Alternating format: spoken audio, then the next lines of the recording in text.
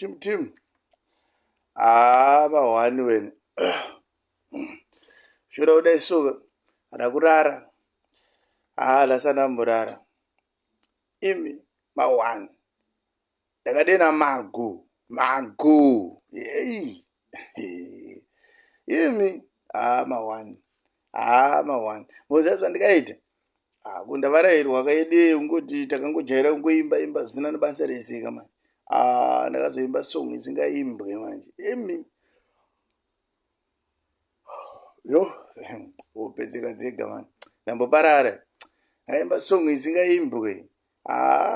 Ndakazonyatsoimba Zimbuya repakona rerika. Apa ndaiziva kuti ndanga wakateerera mbuya wacho mawani.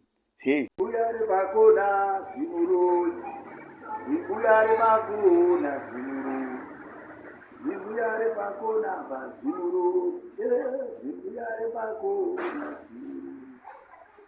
Zimbuya repakona zimroyi. Zimbuya repakona zimroyi.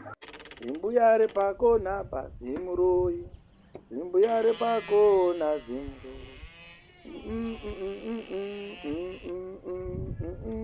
Aish.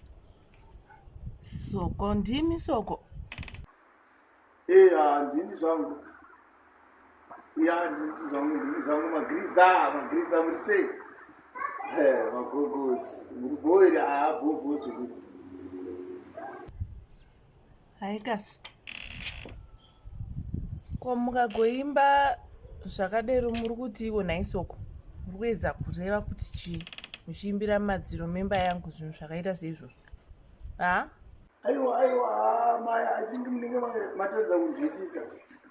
Aiwa, Maya, munenge matita zvisiri zvokubva zvisiri. Ndanditoti zvangu zimonya. Ndimbuya repakona zimonya. Kakakuti makasimba hamuperi pawa. Nyange muri gogirana asi muchine pawa.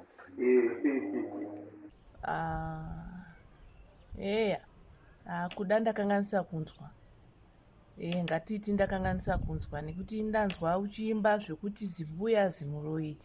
Ndikati mwana asi washuwira kuti ndipfuurewo nekwaari kai. Ndizadzise. Ndinozvizadzisa ukazvitsvaga. Tombodero. Musadaro zvenyu. Kana zvadaro regrandi zvaipa.